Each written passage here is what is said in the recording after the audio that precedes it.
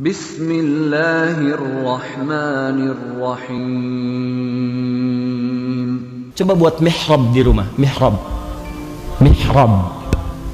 Mihrab itu tempat yang dikhususkan hanya untuk kepentingan ibadah, walaupun sehamparan sajadah. Mihrab, ya, mihrab. Ini mihrab di imam depan. Jadi ada 3 tempat yang utama di Quran. Ada mihrab, ini yang kita bahas. Yang kedua ada musalla, Quran surah kedua ayat 125. Wa ij'alnal baita mathabatan lin-nasi wa amna wattakhidhu min maqami Ibrahim musalla. Yang ketiga ada masjid.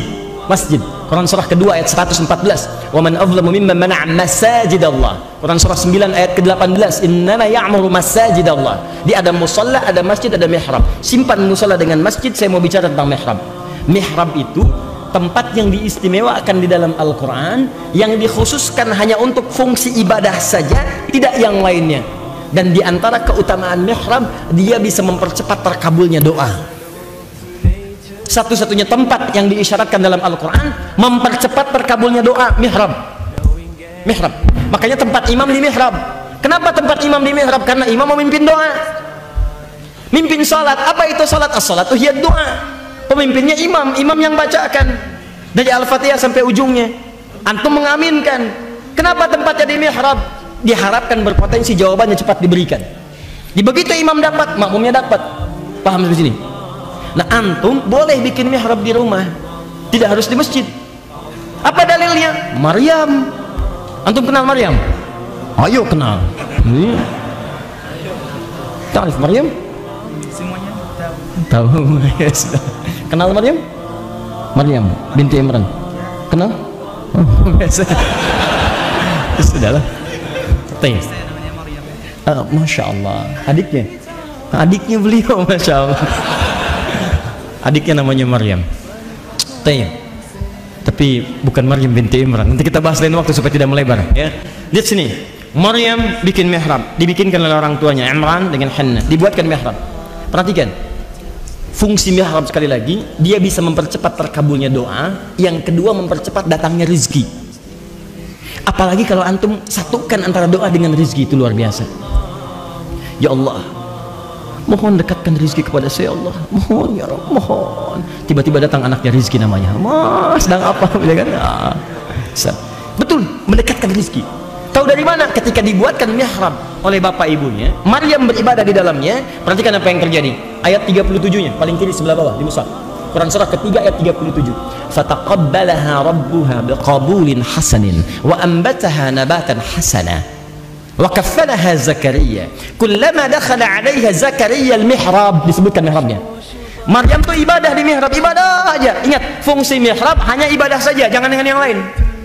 Dikala antum isi salat, baca Quran, zikir, di situ urusan dunia keluar. Misal sedang baca Quran, ada telepon, tang ting tung ting tang ting tung tang ting tung ting tang ting tung, jangan diangkat di mihrab, keluar. Karena urusan di situ hanya ibadah saja. Dan jangan lakukan yang mengganggu ibadah Anda. Begitu masuk mihrab, ceklik foto. Sedang di mihrab, jangan ganggu ya.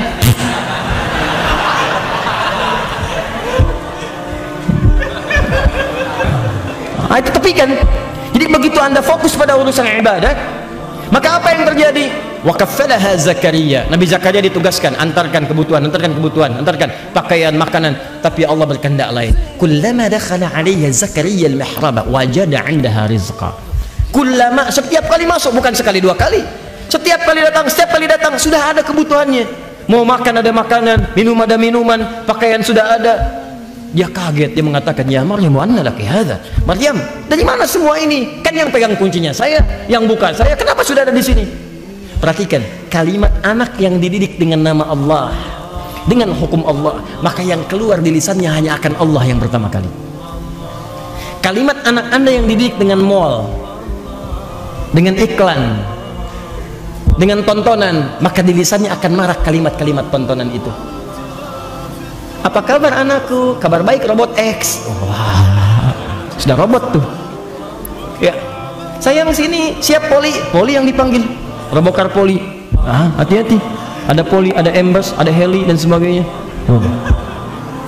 Kenapa Ustaz hafal? Ya, tahulah sedikit-sedikit. Ini banyak anak-anak depan. Tayyib.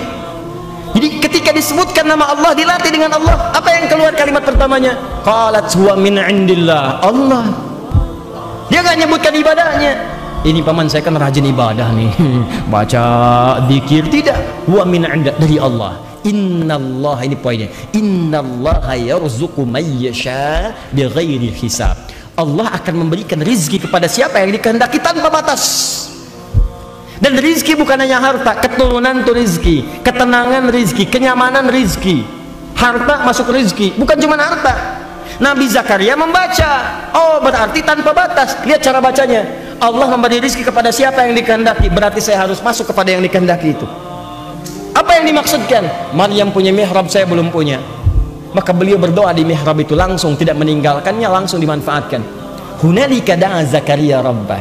Di mihrab itulah beliau bermohon kepada Allah. Salat beliau, baca, minta dalam salatnya.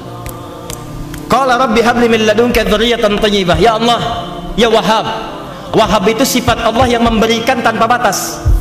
Ingat kaidahnya. 1, dekati Allah. 2, buat mihrab. 3, saat Anda membuat mihrab, isi dengan ibadah. Saat ibadah itulah mohon kepada Allah.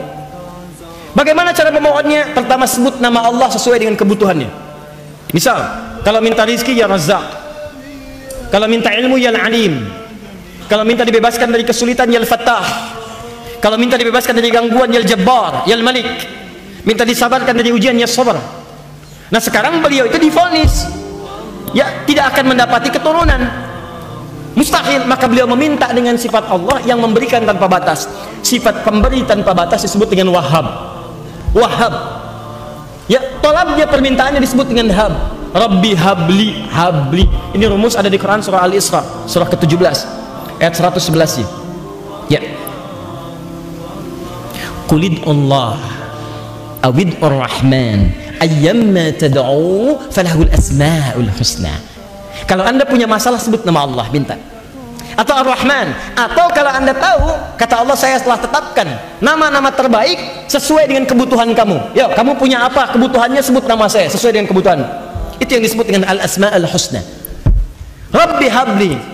Ya, lihat kalimatnya. Hunalika da'a Zakaria rabbah, qala rabbi habli min ladunka dzurriyyatan thayyibah. Ya Allah, ya Al-Wahhab, yang memberikan tanpa batas. Mereka mengatakan saya punya keterbatasan, hanya Engkau yang tidak punya batas dalam pemberian.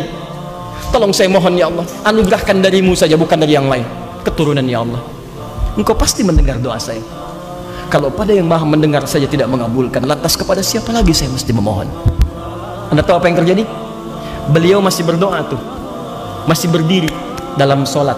Dalam solat membaca, dalam solatnya masih berdiri disebut dengan qaimun. Sedang solat belum selesai disebut dengan yusalli. Baru selesai doanya, belum selesai solatnya, turun jawaban ayat 39-nya, fanadatul malaikatu wa huwa qaimun yusalli fil mihrab annallaha yubashshiruka bi Yahya.